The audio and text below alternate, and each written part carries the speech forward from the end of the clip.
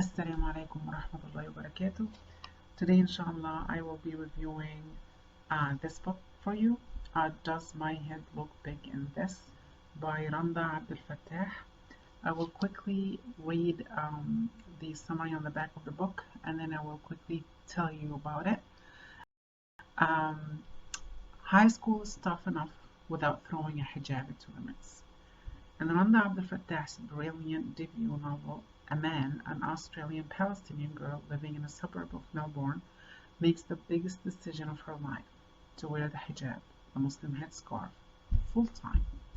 In spite of her parents' gentle warnings and the ostracizing that is sure to come from the other kids at her snobby prep school, Amal's decision springs from a deep sense of faith, and she's certain, well, almost certain, that she's ready to take this step. But can she handle the taunts of Towelhead, navigate the wilds of a mad crush, and stay true to herself? Amal is sassy, intelligent, sensitive, and hilarious, and her journey of faith will take readers down an unexpected and very entertaining path. Well, let me tell you something. I like the story. The story was really interesting, and it was funny. It is really funny. Nevertheless, I will not give my daughter this book. Definitely not. That's a definite no. And that's for the following reasons. I will read a few things from the. See, I have a lot of pages like this, but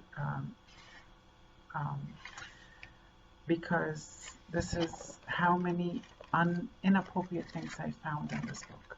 I found it's very inappropriate for a Muslim girl to do that, because the Muslim character in the book, and for a Muslim girl to read it. So things like, first of all, I did not like the way she was talking to her parents sometimes, not all the time, or about her parents and her friends' parents. It was very disrespectful,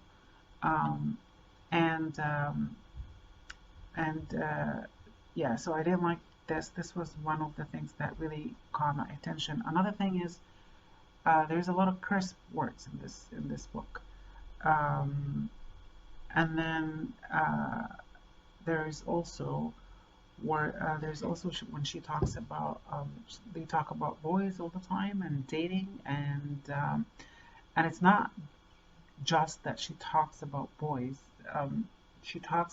They talk about boys in the book in a very at times I find it very sexual way, which should not, this is very inappropriate. And let me just give you some examples so that you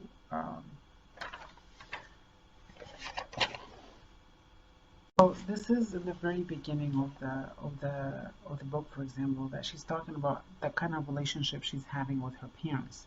So she's saying that we have the typical mother teenage daughter hate relationship, and then she goes on to saying about at least I can say there are always ways to provoke her into an argument.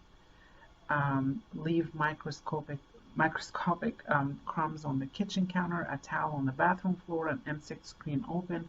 This allows me to let off some steam and indulge in blaming my mom for every problem confronting me in my life.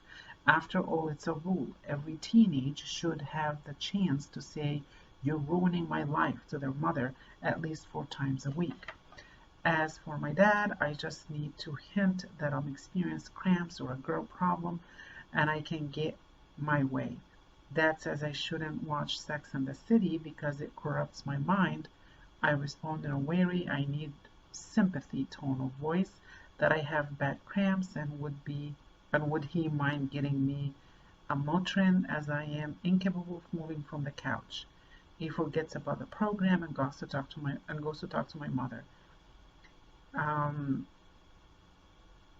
This buys me some time to see whether Samantha picks up the mailman. See, you just need to develop a system to manage parents. So this is an example of how she talks about her parents and at times about her friends' parents and how sometimes she calls them stupid and dumb and they're ruining their kids' life and whatnot. So that's just one example. Um, so this idea that gets into our kids' head, whether on TV or movies or social media or books, that we must have a bad relationship with our parents, otherwise we're not normal teenagers. Um, I don't like that, and this should not be okay. At least in in my household, like I need a book that encourages kids to have a good relationship with their parents, not the other way around. And it doesn't have to start with having this attitude and then at the end of the story or the movie, the last 30 seconds or the last one page of the book, she comes around and recognizes that her parents are, they deserve her respect. Um, Another example. So here's another example about when the girls, she had two best friends, and when they talk together about boys and stuff. So uh, let's say he asks you out. Would you be his girlfriend? I lean back on my hands and smile at them. Nah, I don't do the whole boyfriend girlfriend thing. Not even with Adam? Simone asked. Surely God would understand. I mean, he's your high school crush, the crush, the one you will be talking about for years to come when you're old and saggy and gray and telling your hubby and kids about your good old school days and how Adam Keen was your oxygen through 11th grade. That's right, Emmeline asked. Are you telling us you wouldn't contemplate bending the rules? Honestly, I think about it all the time. Like I imagine us being a couple and Tia being institutionalized from grief that I got Mr. Popular. She would need shock treatment, Simone said, giggling. Don't get me wrong, I'm not frigid or anything. Boy, do I sometimes wish Adam was my boyfriend. And if he was dating anybody, I swear I would have a hernia and probably start plotting death traps for his girl. But deep down I know I wouldn't cross the line with him, no matter how tempting it would be. Okay, you're thinking I qualify as a nerdy geek. Big time, Aline jokes, and I hit her on the shoulder. So this is just an example of how they keep on talking about boys and that kind of they really talk sometimes very sexual about it, in a very sexual way. So the what, like I said, when I read this book, I felt very confused because if I felt even though it was one main character, the Amal Muslim girl, who wanted so much to wear the hijab because this is what she felt obligated to do as a Muslim girl. At the same time, she was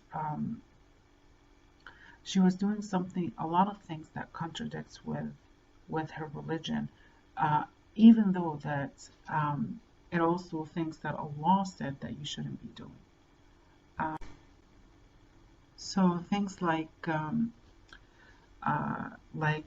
for example, talking to her friend, a boyfriend, on the phone till midnight, being with her boyfriend or the friend that is a boy alone, going to his party and being alone with him, being in a party where there is drink and alcohol, going even there is a scene where her cousin comes home and to visit and they go to her room and she starts smoking and her parents don't know, and she also has a boyfriend and she goes out with him, um, and uh, and and her other two friends are finally made, or one of her best friends uh, had a boyfriend, and she was trying her best uh, to help her best friend to get this boy that she likes. So it was really confusing, because while she was fighting to do something that is an obligation in her religion and a responsibility that she has to fulfill, she's also missing a lot of other obligations and rules and stuff that she should also pay attention to. So she's only sending mixed messages to the youth that reading this book. Do I pick and choose what to follow in my religion? You're standing firm and fighting all these people around you to wear your hijab and represent yourself as a Muslim, and be who you are as a Muslim with a Muslim identity. But at the same time, there is so many things you're doing that has nothing or contradicts or doesn't agree with the teachings of your religion that you're fighting for. So is the hijab, are you wearing the hijab? Is the hijab representing your religion, or is it something that you chose to look different with? That's the thing that we should understand. I just want to, and that's why I felt that this book is very confusing, especially for youth. I, as an adult, I was reading and I was like, what are you trying to tell me? I loved, by the way, the pages where she talks about how she feels about praying and about hijab and about standing up against all these people for her hijab. I loved these pages. I loved it so much. But then the other pages where she curses with the B word a lot. It was one of the words that was mentioned a lot in this book.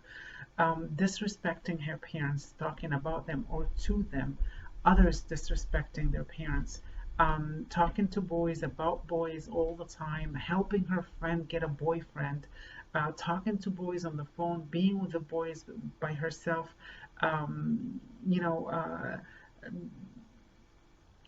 talking really bad about her, about adults and other parents in the story, how her other family, they have nothing to do with Islam, although they are Muslims.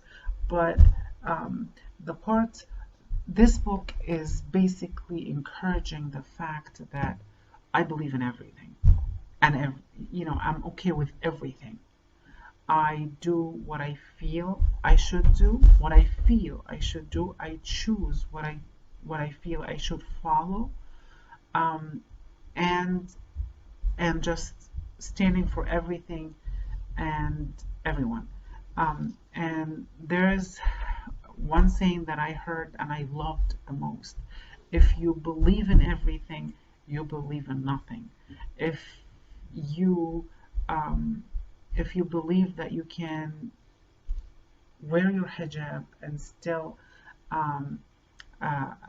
encourage a friend to get a boyfriend, and you're still okay to talk to a boy over the phone for hours, just as a friend, or to be in the company of a party where the teenagers are partying and drinking and very bad scenes. And there's a time when in the party the girl just went topless, and it's just a lot of mixed signals in this book. And I really, really, really don't believe that this book should find space on the shelf of a Muslim library. It certainly won't be in my home library, and I don't encourage anyone to get it. Although it was funny and it might be enjoyed by adult readers, it's certainly not for young readers. I would say I don't know, 21 and above maybe.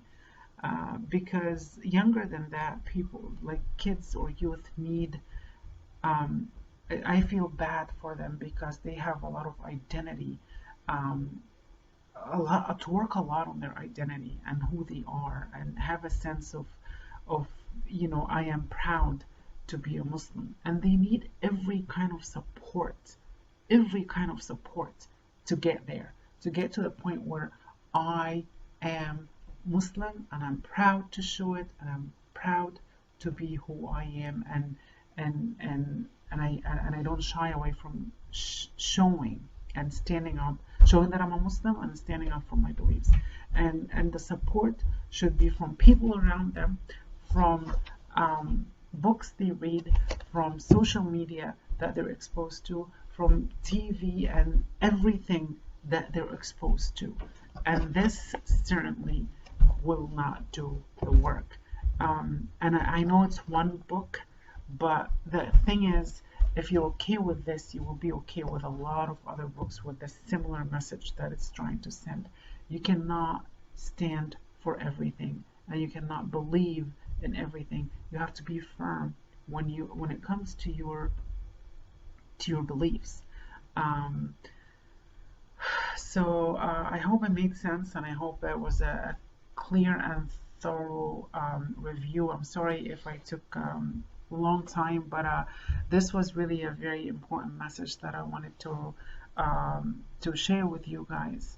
And I hope, I mean, at the end of the day, you get the book and review or go over it yourself. But for me, that was my decision. This is not a book that I would hand over to my children. And even my almost 16-year-old, I will not give her that book. And thank you so much, and hopefully, inshallah, I will see you in another book review. Wassalamu alaikum wa rahmatullahi wa barakatuh.